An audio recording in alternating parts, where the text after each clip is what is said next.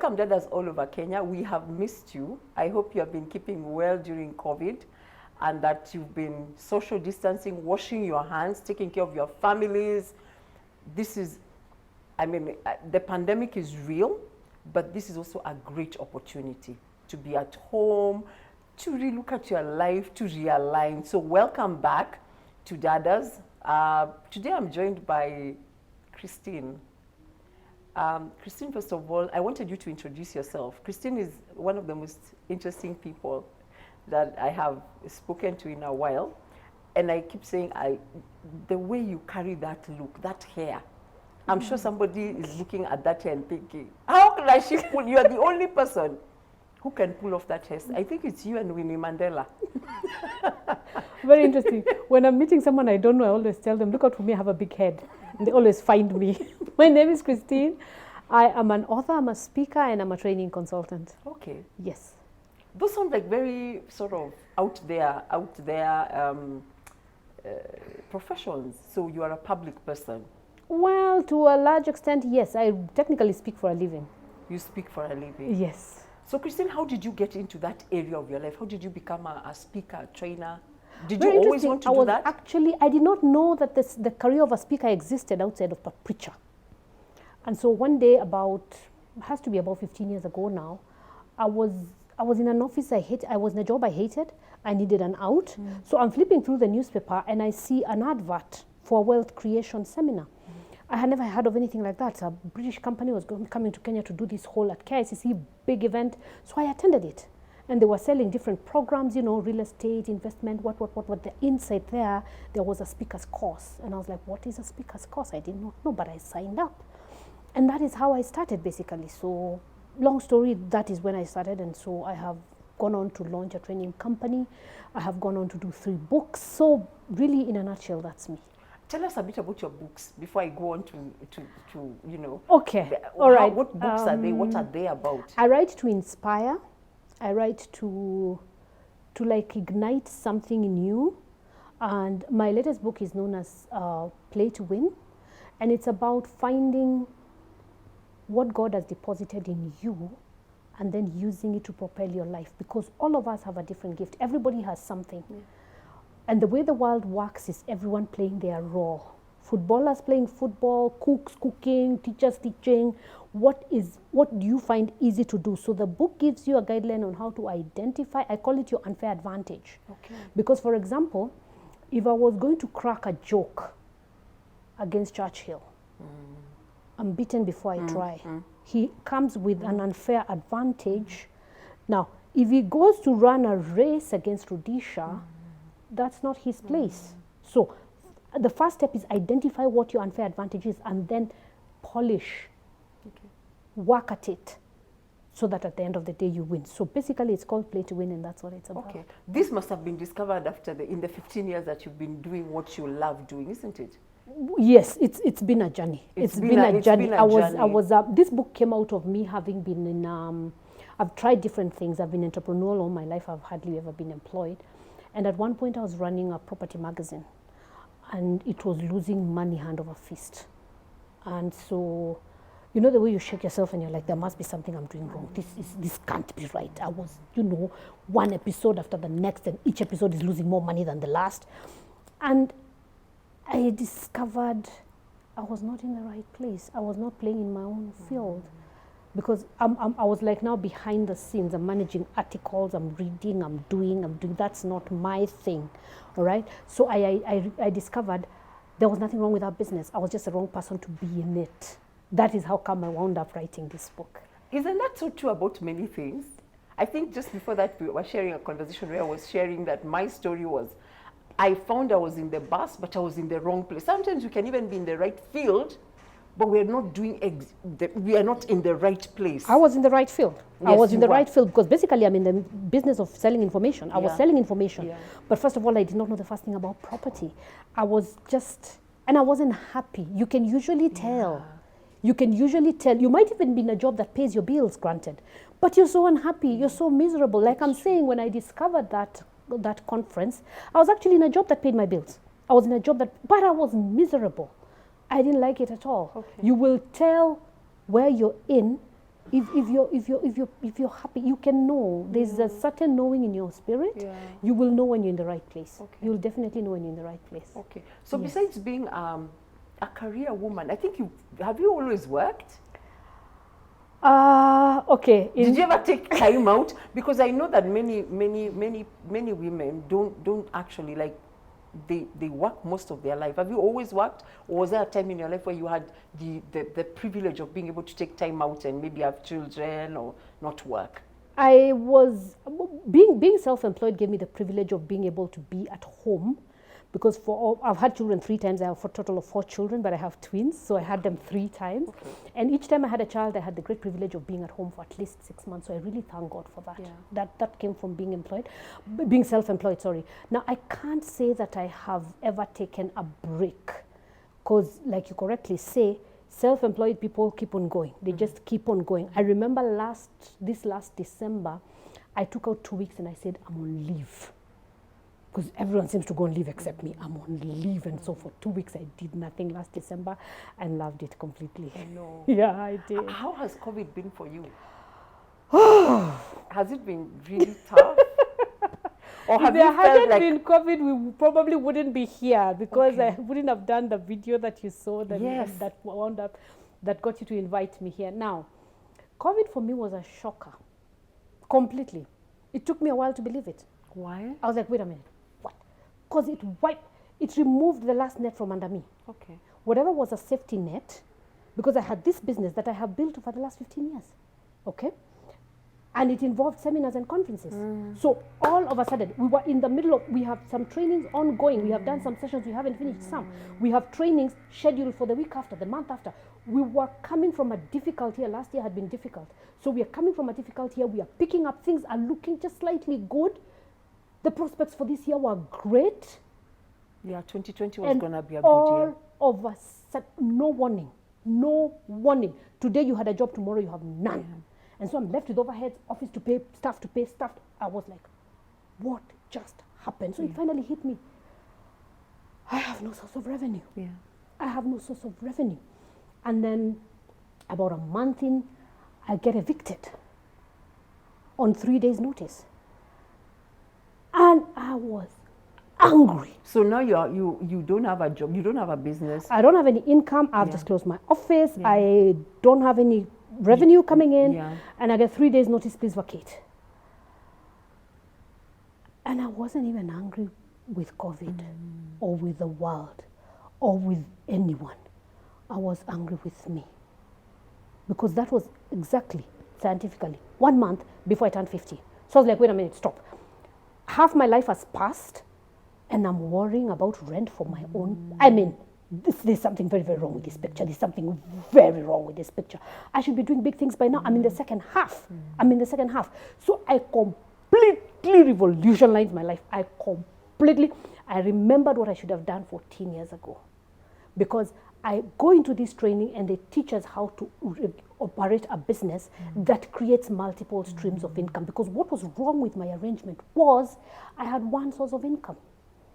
I had one source of income. The tragedy with what we do is we do our jobs, we do our businesses to pay our bills. Now, if your target is to pay your bills, then you'll only make enough money to pay your bills. But if you're trying to touch thousands, you're not going to trust one source of income. You're not going to put all your eggs in one basket. My problem was my eggs were in one basket, all right? Yeah. So I completely, now, the video that you're referring to has had tens of thousands of responses. Wow. I thought I had lost something. People have issues, Pauline. People have issues. Women have reached out to me who make my life look like a joke. And so I've just had to reach out to people, how can I help, whether it is information, whether I can send you something, whatever I can do for somebody. But for most of all, I invite them to attend our training, because then that enables you to create multiple streams of income. Okay. Because you can't depend on one. I don't care how much your job pays. People have lost jobs that pay tens of thousands of dollars. People have lost businesses that are 15 years old. I am one of them. You cannot depend on one source of income. So I've had a lot of people come through. And so we are running this training that teaches people how to create multiple streams of income. Are you doing Zoom now? We are, at this point, yes. At this point, we are doing all our programs online. At this point, we are doing all our programs online, yes. Okay. I wish this had happened sooner. I wish this had happened sooner. We're able to reach people across borders. We are able to work across the timelines, the time the time zones. differences, yeah. And then I'm operating from home. Yes. I'm operating from home. There are no expenses except internet. You don't have to leave home. It's so beautiful. I wish this had happened to us before. Now we're able to catch up with the developed world. People have been working online. I think it's because we're Africans. We're very relational. We tend to want to meet physically. Yeah. So we haven't embraced the internet as soon as we should have. But for me, this is a huge blessing. It's a huge, huge blessing. I wanted to ask something, Christine. Because I have run a small business myself. The first course you went to was about wealth creation. And I'm sure you were taught about the 5 income streams. Actually, I remember being taught about 10 income streams. How is it that you never got round to it? What happened in the middle? Because I think all women entrepreneurs have this. I'm so glad you asked that. I'm a woman. I was socialized to play small. Yeah. I was socialized to stay. Now, for those of us who are even tall physically, we have our issues are real. Okay. I was socialized to play small, to be humble, to not want to, and you know, my line of work is flambeau, you know. So I was toning it down. I'll give you an example. I read the book of an author who said, and it was a training on investment and risk tolerance and everything. And so they were taken on this race. Are they called the Grand Prix? Yeah, the Grand race Prix, car. yeah. Yes. Yeah. And so she was the only woman. Of course, such things usually attract men. Now, she was racing, except the guys were overtaking her. So she asked the instructor, how is it the guys are overtaking me? And he asked a simple question. Did you push the pedal to the floor? She said, no. Duh. We tend to apply brakes. We tend to apply, I can't be that. And it's subconscious. It's, if you had asked me, am I doing my best, I would have told you I am. But it took me receiving that. I'm so glad that happened to me. It took me receiving notice, Pauline, to be like, wait, stop, enough, I'm done. You know, I can't do this anymore. Because you keep tolerating, whatever you keep tolerating keeps coming at you. And so I go to the place where I said, I'm done. I'm completely done. And then I started to live my life to the full. Because, hello, none of us is promised tomorrow. None of us is promised tomorrow. While you're operating at 80% of your capacity, while you're operating at 60%, and a lot of us can get away with it. A lot of us can get away with it. Depending on your level of talent, you can be operating at 60% and people looking at you think you're doing well. People are still admiring you. Someone said this about Africa. Almost everybody's a role model. You might be having this little job where you work as a receptionist and you're barely able to, but you're the role model of everyone you went to school with. That doesn't mean you're living your life to the full. So at what point then, I think it took all of these things happening together and me turning 50, all kind of snapped something in my head.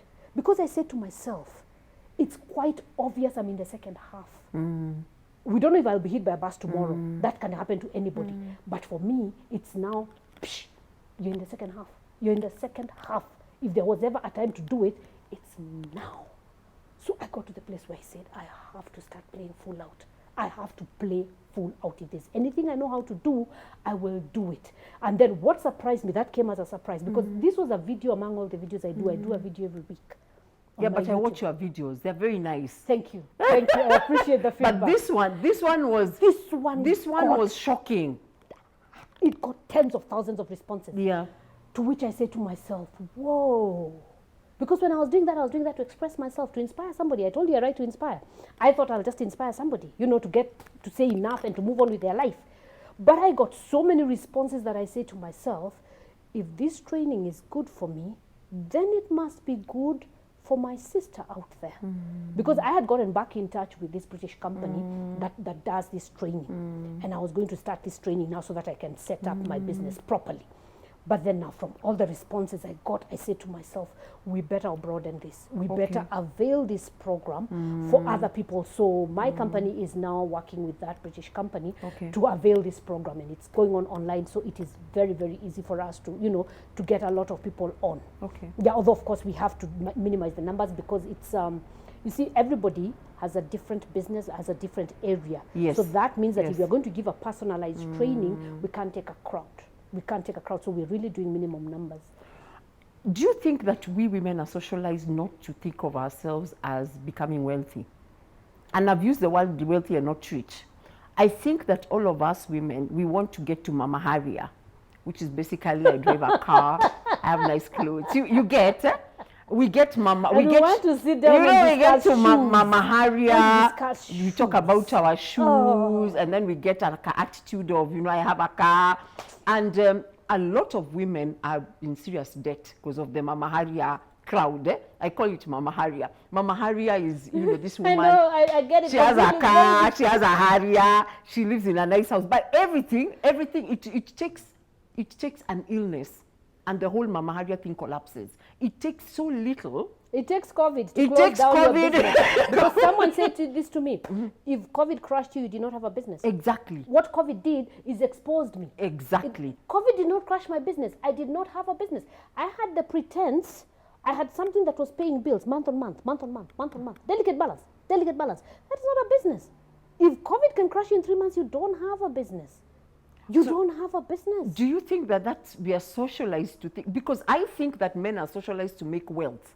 Real wealth, tangible wealth, in a sense, like wealth. Well, I could argue that, but it's a lot worse for us women. It's a lot worse for us women, and it's interesting you should say that because the training we are running is called Wealth Messenger Program. Okay. Learning how to make wealth yourself, and then learning how to teach people how to make wealth, because Africa is depending on us to turn the tide. Africa is depending on us, especially us women, between you and me. The other day I'm sitting in a group of my friends, we're about 7 women in the room, I'm looking around and everyone I was looking at, everyone except one, was a breadwinner in their family. The women are the breadwinner. Families are being run by women. So, ironically, we are socialized not to be in the forefront. Not to be in the forefront. And how does wealth look in Africa? I wake up from the bottom. In fact, I wake up from negative because I start by educating my siblings. Yes. So I rise up a little, I rise up a little, I rise up a little, and by the time I'm retiring, my child starts again at the bottom. Why do we not create generational wealth? In fact, why is my child not starting on my shoulders? You know? So we have to change, we have to have this conversation. This is a conversation we have to have. This is something we have to change, the way we do, the way we socialize. I have 4 daughters. I have to teach them a different thing from what I was taught. Okay. Yeah. Can I ask you, maybe there's somebody, and I've just thought about it now, there's probably a lady wondering, what is wealth? What's the difference between being wealthy and being rich? Because we use that word, very, very, that person is very wealthy. But I don't think in Africa we use that a lot. We say that person is very rich. A lot of times when we say rich, we are referring to money. Okay. Are we talking about hard cash? Referring to money. I like to look, in fact, I prefer the word prosperity. Okay. I prefer the word prosperity. Okay. And prosperity is a lot broader than money. I like that word, by the way. I like to look at prosperity on 3 levels. Your relationships, your health, and then your money.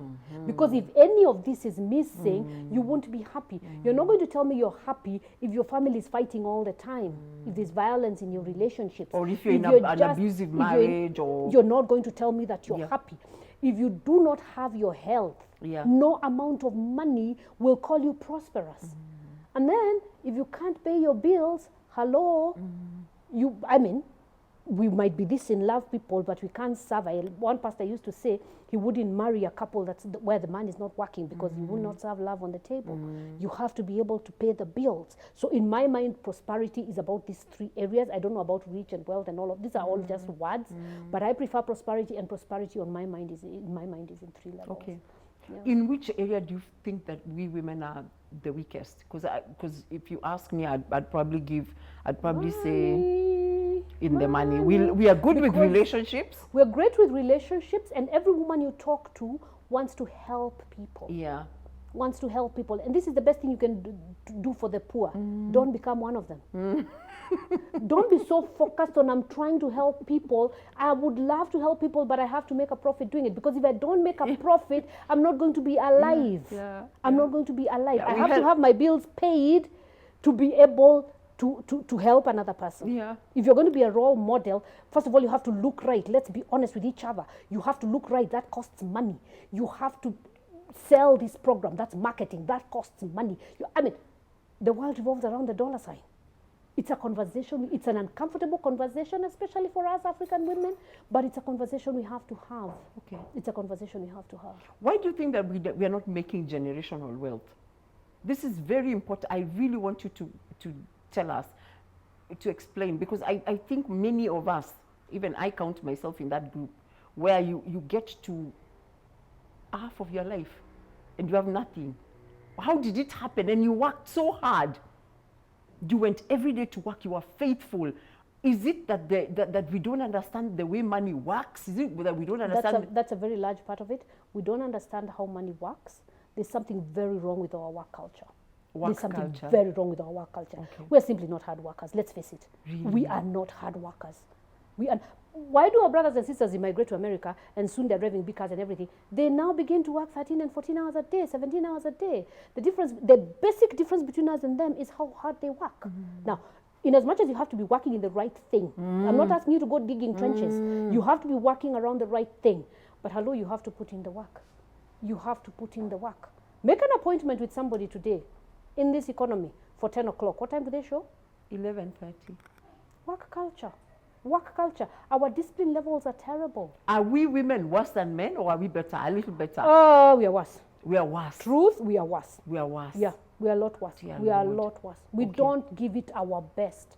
We don't give it our best. We shrink small. We are and it's subconscious. It's been taught to you since you were a child that you're inferior, that you're smaller, that you're shorter, that you play down, you know. So it's our fault, and then it's not our fault. We have to allow ourselves to break the culture.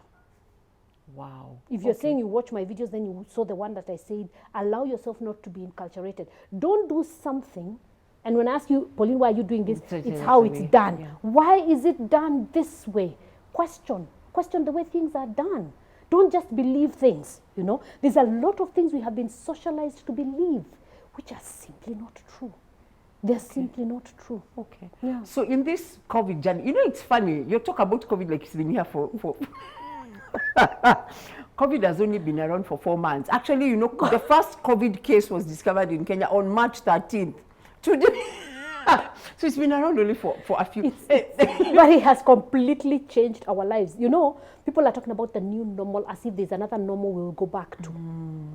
This is life now. This is what life has become now. So we are never going back to the way things were. We are never going back to the way things were. We're just not. It happened just the other day, but there's always something happening. Yeah. There's always something happening. Yeah. If it isn't terrorism, it's COVID. If it isn't COVID, it's as in all these are just events that happen. And when these events happen, or it's an election year, or it's a whatever it is that happens, will leave the rich richer and the poor poorer. Yes. So COVID was just an event. It's still here, but it's just a thing. We'll get used to living with it. Like we got used to terrorism and we take off our shoes at the airport and we don't. It changed the way our lives work. But life went on. That's the same thing with COVID. What are the big personal lessons that you will take out of COVID? Like this one is my 1 or 2 big For me, lessons. What hit me between the eyes, of course, was the finances. Yeah. That I have to set up my finances in a way that is no nonsense. You know, I have to stop, and that's again a weakness for us women. We have to stop making money an emotional conversation. Because a lot of the people you talk about are going to say the world did them wrong. You know, oh, my husband left me. Oh, my sister did not support me and she had a big job. Oh, my siblings fought with me over the inheritance. Oh, and so we stay in that emotional place where money is not an emotional conversation. It's a dry conversation. You have it or you don't. You invest here. You need to be doing the right things. Because anybody who follows the rules around money will make money. You don't need to be clever or rich. You don't need to be fat or thin. You don't need to be white or black or pink or blue. There are rules around wealth creation. If you follow these rules, whoever you are, you will make money. So for me, the lesson I would have to say has been largely finances. But I've also learned this through COVID. I can survive anything. I'm stronger than I thought.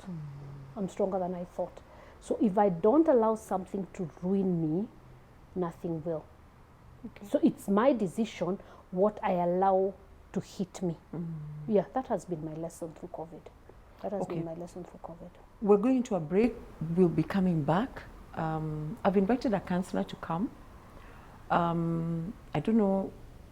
Yes, I've invited a counselor to come and just have this conversation at a broader level for dadas out there to hear not just the money story, but the story of prosperity, because that is really important. So we're going into a break. Grab a tea, a coffee, water, whatever it is you need to do. We'll be right back.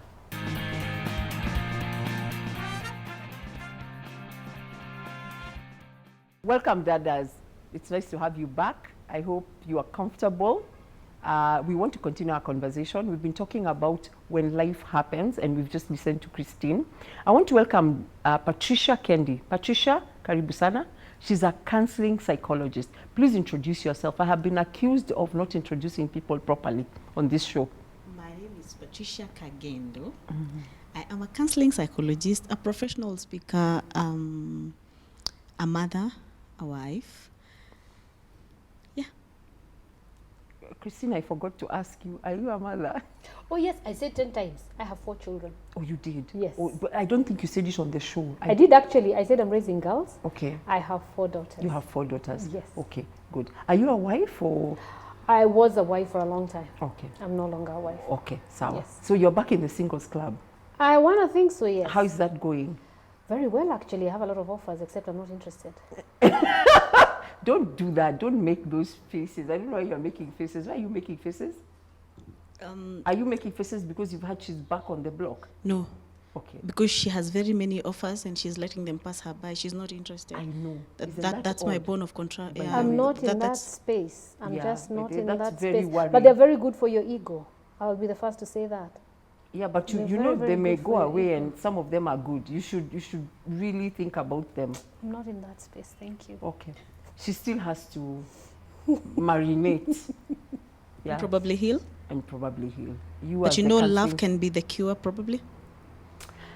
Okay. Another day. Let's go back to, I really wanted to go back to the conversation about wealth and prosperity. My question would be, when you meet women, because you've been doing this for 15 years, maybe all you had was a business crisis, but you have been training and coaching women in wealth creation for the last 15 years.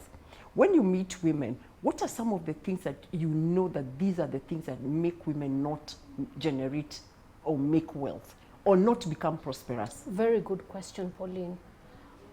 We are victims. We play the victim card. We love to play the Go victim through card. life playing the victim card. Life, I like to call it this, woye. People will play the woye card all day and half the night. Bad things happen to good people all the time. Snap out of it. Now, all this has happened to you. You can't undo what has already happened. So accept what has happened, because what happens with us most of the time is we find what's wrong with our life and we live our life there. And as women, we are emotional beings. We are created that way for a reason. We are naturals, we are mothers.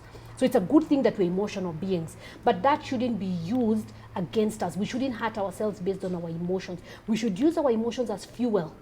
Okay. Let that be what propels you to move forward. Okay. Because you're responsible for your life. Forget your children. And I'm glad you're asking me that, do I have children? Yes, I do. But for once, do well for you. Do well for you. Because a lot of us women, we are the last item on our own agenda. We're the last item on our own agenda. That becomes a problem. That becomes a problem. And it happens, it shows itself all over, even when you're saying, am I being made offers? I'm being made offers by boys. And you know, and I think to myself, guys have got guts. They've got guts. I look at them, I'm thinking, really?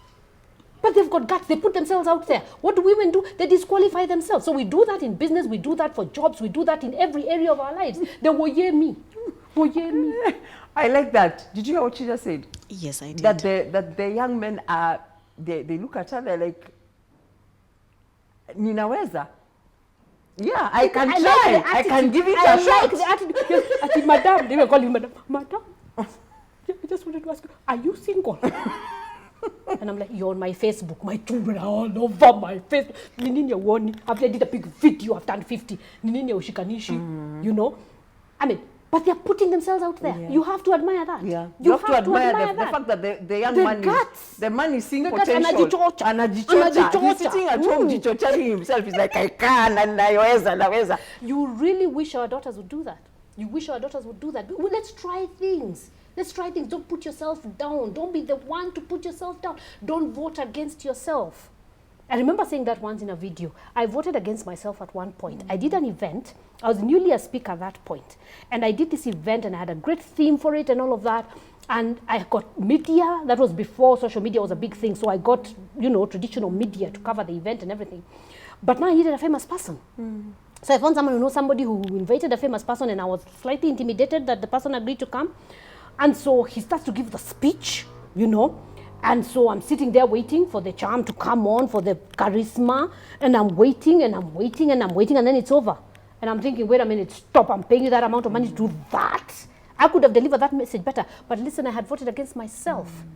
I was thinking about everything I'm not a famous person, no one knows me, I would have delivered that message a lot better. Don't ever vote against yourself. Don't ever vote against yourself. Whatever it is, vote for yourself. Even if that's the only vote you have, be the one voting for yourself. Patricia, do you think we women vote against ourselves in our minds before we wake up? No, what I think is, now from where I sit, from my profession and everything, I think women lack skills to process baggage. Because again, if you're being weighed down, you can't move forward. So you need to process, you need to let go. You need to either offload or cope with it. So people lack skills. So for instance, you've lost everything. You sink down with depression and you start blaming yourself for it. And then we've also not warmed up to professional, probably counseling. We still think it's a white thing, you see? And some things like emotions are not self-generating. So you need to have a way of venting them. Because if you don't get them out of your system, they will be a stumbling block. So very many women probably don't intentionally disqualify themselves, but they are weighed down by the baggages they're carrying. Because now a woman is carrying the children, is carrying the husband. By the way, most women stop living the minute they get married. Well, marriage does take quite a bit of beating on the woman. If you I know what know I mean. that. So you stop thinking biashara, you stop thinking making wealth, you stop thinking going back to school, you stop thinking about yourself. And now you start working hard to either make your marriage work, either to bring up your children. Your life stops. You put your life on pause. So what do you do when shit happens? You just see that on When TV. life happens. I like to call it when life happens. Because life will happen. Yes, life will happen. It's inevitable. Did you see at a one time or counselor? another? Did you see a I counselor? actually saw a counselor. Let me put it this way. Exactly. A counselor forced her services on me, and I will God. be grateful to my grave. Yes. When my marriage ended, a friend of mine who is from another culture, so she's able to give it another perspective. She called me, she showed up at my door, she said, Christine, you're useless to your children if you don't process this. Yes. Because emotions, and I was reminded of that when she was speaking, emotions that are bottled will find a way to leak. Exactly. You have to find a way to process what has happened so that then you are able to not make things about that. Because I have this screen going on, and I didn't think it was, because I was not coming from a violent relationship. I was not coming from all the drama that people like to talk about. I was actually not coming from that, but I needed to get to the place where this wasn't working for me, and that's all I'll say about that. But I needed to not have everything be about that, you know, because now you have this shield that now you think everything is happening to you because of this. I know what you're saying, because sometimes do you know when you meet ladies and when they introduce themselves as I'm a divorcee. So that And it's you're almost a jacket you're wearing. Now you became a divorcee and that's all you are, or I'm a single mom. So You everything know what we about do you is, wrong, you understand? Pauline? You know what we do wrong? We allow our titles, our positions, our relationships and stuff to define us. We don't know who we are. Or even the ones who will I tell you, need I'm a to- wife. I'm a wife. So the first thing that they come and tell you is, I am married, I'm a wife. So meaning that is... That without this That person, without the and, other and person. listen, I have every respect for marriage. And while my marriage lasted, I was happy in it, okay? But I am a complete person without it. I like what someone said in a training and I completely adopted it. The first thing you should do in your life is to define your lifestyle, okay? And I'm raising daughters, so I want to teach them to first of all identify your preferred lifestyle. I want to live here, I want to drive this, I want to eat this, I want to wear this, I want to live this way. This package here is how I want to live my life. Now, find a career that will finance that lifestyle. You will soon discover it won't be a job, it will have to be a business, because no job is going to pay you enough money for the kind of lifestyle you want, all right? No single income, and we were just talking about multiple streams of income. No single income is going to be able to finance the lifestyle you want. Now, once you've determined the lifestyle, once you've determined the career, then go out and find a man who fits. Very, So very that I'm important. finding somebody who fits my life. I'm not adjusting my life to fit a man. There's nothing wrong with men. The difference between the menace is they know what they want. We don't know what we want. We arrive there and we morph to fit their shape. And another thing, we don't know who we are. Self-discovery, so that you know your strengths and you know your weaknesses. Then if you know yourself, you will be able to know what is good for you. You need to know yourself first. Who am I? Who is Patricia? Up and above being the young girl, the beautiful girl, who am I? So that I know where I am going. Then when I know where I am going, I will be able to get someone who will go with me. So that immediately this person comes, my life does not stop. Because you came into my life, because you've given me a title of Mrs., then I am still going. All you're doing is you're complimenting me, you're helping me, because the journey has bumps. The journey is not going to be smooth, it's bumpy. And at times I need someone to just like, hey man, you can do this. We are going. At times I will want to give up. This person who came into my life will be like, no, remember, we were going. So come on, wake up. You've fallen, dust yourself, keep moving. So where we go wrong is before we discover ourselves, we give ourselves titles. So by the time we are discovering ourselves, then the person who is with you is not the right person. You understand? But so I also, even the issue of making money, have you ever sat down and thought or even analyzed that every successful woman, or at least 99.9 successful women, are divorced or separated? That's very frightening. What do you have to say for that? I think the most What is that? unfortunate What does that say? Talk the about most that. unfortunate thing, and I agree with your statistic completely. The most unfortunate thing about that is our socialization, both for boys and for girls. Our socialization is different. Our boys are prepared to marry a slave. That's who they are prepared to marry. So if they meet someone who's not going to be a slave, they can't deal with it.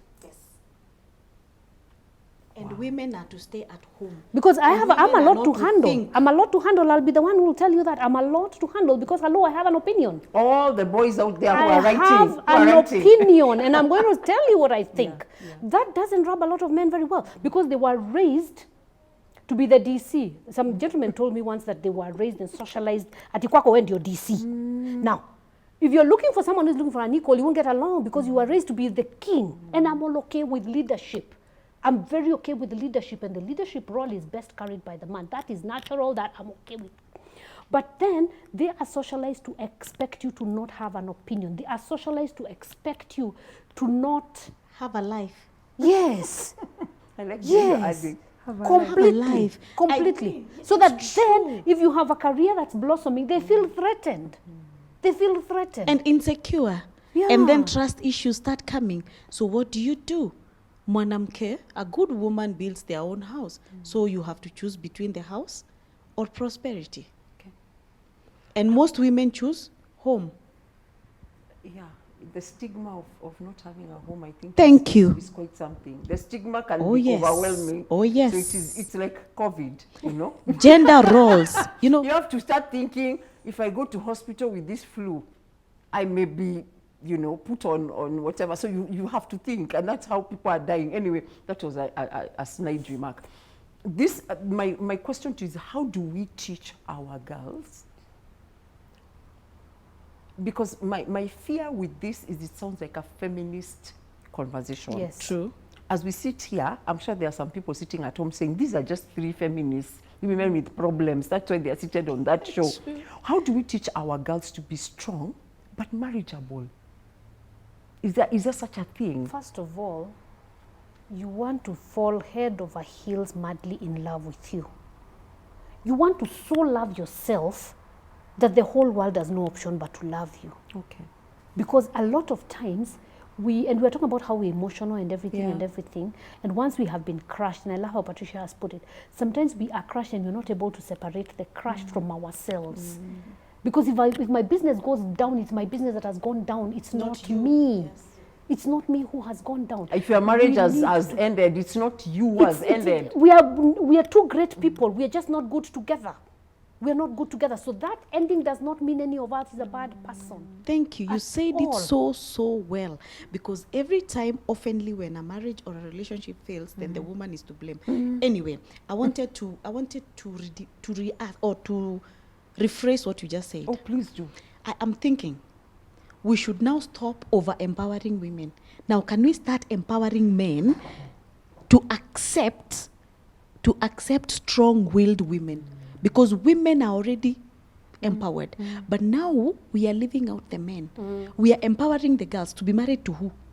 It is the high time now we start empowering the young boys and tell them, you know what? You can marry a strong-willed, prosperous, an educated woman, an outgoing person, a talkative person, an entrepreneur. They are also women who can be married. We also need to redefine marriage. What is marriage? Marriage is not slavery. Marriage is a partnership. And marriage is about complementing one another, not controlling one another. So once we are able to put these things, these basics, you know, men, it's okay for a woman to have a PhD. And that does not mean that you have to have one. No, probably it is not even in your strength. Probably you don't even love books. But you can excel in business without a PhD. And your girl can have a PhD. You know, it's about complementing one another, not competing, and not about being a head. There is no head without a neck. Whose head are you? Do you understand what I'm saying? So it's just about complementing one another and allowing each other to grow, building each other up.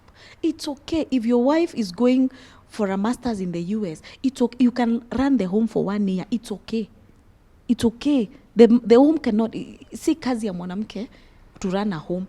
So you can't go abroad. You can't go on a business trip. There's a training in the UK. You can't go. No. The home is 2 people, man and wife. And the same way a man can go for a business trip, a woman can go for a business trip. Let's empower each other. Let's complement one another so that now we are able to have healthy societies, healthy homes, healthy families, prosperous, wealth making. You know, like a woman has an idea they can share with the husband because the husband is going to complement her, is going to put some input, not to crush the dream, but to make it better. You know, but now you see, because women are not supposed to be entrepreneur. By the way, do you know there's some women who even have to hide their money? Because if your husband knows you have money, or if you're at home, and it's a problem. So we need to start being open. Let's talk to our boys. Any mother or any father who has a boy out there, empower your boys to be able to embrace strong-willed, prosperous, educated, political, you know. It can be as radical as politics. Allow your wife to join politics. It's okay. True. It's okay. But again now, women, once you've been empowered, or once you've been given that, or that has been embraced, again, when you get home now, you should also be able to separate. At home, you're a wife. Out there, you're mheshimiwa. Okay, so it's an whole round thing. Let's not just empower the girl child. No, let's also empower the boys to embrace them. Because if we teach them to be strong and to stand their ground, they will die single. They will. Do you worry about that for your girls? No, I don't. For some reason, I don't. Because I've learned that life doesn't have any rules except the ones you make. I don't live by any rules except the ones I make for myself. I have taught them to choose correctly. So if that guy comes, when he comes, let them go ahead and get married. But I do see what she's talking about completely. The girls have been so, and I usually say this when I'm speaking. I'm like, hey, those of you who have sons, please look after my sons for me. I have my sons live in your houses. At least even the girls have a variety. You're not limited because there are so few. These men who are empowered are so few. So at least you're forced to fall for anything. No, let's empower the boys so that we have a variety to choose from. Yes. I agree completely. I agree completely. There's a change that needs to happen in the way we culture, the way our culture works, the way we socialize both our even boys the and gender our roles. girls. Yes. Redefine everything. We do. We are not saying have the man be the wife. That's not what we are saying. But there needs to be a certain partnership because sincerely, I shouldn't. So then why are we putting girls to school? And if anything, when a woman is prosperous, you benefit. All of you. It's a win-win situation. It's actually very win for the man. Yes. Yeah. And your business as a man can go down. Where do you fall? You need a soft landing. Your wife. It's a security. But the challenge becomes the fact that their ego is entangled in their financial well-being. So as soon as their wife is making more money than them, it hurts their ego. It crushes their ego. That is what we are saying needs to be addressed. There is nothing wrong with you making more money. If your woman is making more money, take that as a positive challenge. Let that fuel you to even make more. Let that fuel you. Let it be a positive push to push you to even want to become better. Because now if you start being controlled by your ego because your wife is making more money, then you have to crush her. I think that's demonic. We just you need to take it positively. Let it be a positive drive. Demonic. It's demonic, really. It's demonic because it's all the way demonic. It's demonic. It's all the way demonic. Let it be a positive fuel. Let it push you. Okay. To think outside the box. With what she's saying. It's true. If you do not want the person who sleeps in your bed to be prosperous, really, who in the world will you? Who do you want? Who do you wish well? If you don't wish well for the mother of your children, who do you wish well? Really? Because we've had people sabotage one another. Yeah. True. Yeah. True. So let's just change the whole thing. Let's empower boys. Let's redefine our gender roles. Let's also, I don't know, redefine marriage. Let's, as we empower women, as we call out to the women, be prosperous, be business oriented, have sources of income. Let's also reach out to the men. I think listening to you, a thought has just cropped in my mind that we changed a lot of things. We allowed the girls to go to school, we allowed them to work, but we refused to relook at their role in marriage, for example. We said, just go to school, be prosperous, be big, but when you come home, you just go back to your small little role. Thank you. You go back to being small because at home, you're supposed to be small. Yes. At the family. Who is we? Who is we? Because we seem to think that the culture is something out there that will tell us what to do. I am a strong believer that the only rules that should affect my life are the rules I make myself. I shouldn't be able, like you're saying, a small role. The fact that is what used to work in the previous generation, because how does culture change? It's individuals. And it's fluid. So all we need to do is to have the only person you can affect is yourself. So if you change the way you look at things, if you change the way you live your life, and she changes, and all of us change in our individual homes, then everything will. So I completely believe that the first thing a woman wants to do is to prosper. It's true. Because, and I know she's going to talk about the psyche part of it and everything, But the number one reason why people are miserable is the lack of funds. Okay. Doctors have proved that the even marriages are collapsing because of lack of funds. Marriages are collapsing because of lack of funds. Cancers in hospital are cancer of the pocket. Yes. Psychological. If we can sort the money problem. One day a famous preacher said this. If you didn't have financial problems, would you pray? That kind of says it, doesn't it? If we can, first of all, now we're going to talk about empowering boys and all of that and all of that. The first thing a woman wants to do is to be so that the decision I'm making that I will be in this abusive marriage, that I will raise my children this way, that I will live here, don't let it be a financial decision. Yeah, yeah. Because a lot of us have never stopped to ask ourselves, what do we like? Do you know, for a lot of women, and you were asking me how I experience women in my trainings and everything, for a lot of women, they're not familiar with choice. No. We're not familiar with choice. So that if you give somebody two options, would you like this or this? They're not familiar with choosing. They're not familiar with making a decision or with choosing. Because all through life, they've settled. They've just settled. Somebody asked this, do you think dogs like bones? Dogs don't like bones at all. Dogs settle for bones. They prefer steak. Correct, true. Dogs don't like bones. Okay. Now, a lot of the things that we pick in life are what we settle for, are what we think we deserve. So that if you ask a woman, if you had audience with God today and God asked you how much money would you like to make? No clue. Do you know they say numbers like 100,000? Because they are thinking, that's the biggest number surely that I qualify for. They're not even familiar with choices. So if you can fix the pocket, then all the other decisions you will make will be independent of your financial survival. I'm told we have to end. So you are parting short. Let me just say this, then my parting shot. Yeah, okay. I want to say, you've said that most problems, if I pick it from what she said, most problems are pocket made. But now let me bring you in now, even from where I sit as a counselor. Do you know there are very many rich women who are miserable? Okay, yeah. Do you know there are very many rich women who are very miserable? They have all the money. They have everything. They can buy any boy. They can buy anything, but they're miserable. So what I'm trying to say is happiness or being holistic is just not one dimension. It's not just about making money. You understand? Yes, make money, but have the balance. And you said something very powerful, and I think she didn't really quite get it. When you said that small role, we don't mean to diminish women. All we are saying is that in any aircraft, there's the pilot and there's the co-pilot. Okay? The co-pilot is as essential because there's no aircraft that will go without a co-pilot. You understand? But the co-pilot is not sitting at the pilot. Driver. Not the, yeah. So every home has a driver and a co-driver. And this co-driver, ndiye anamwombea barabara, you know, he is very, very important, but you can't all be drivers.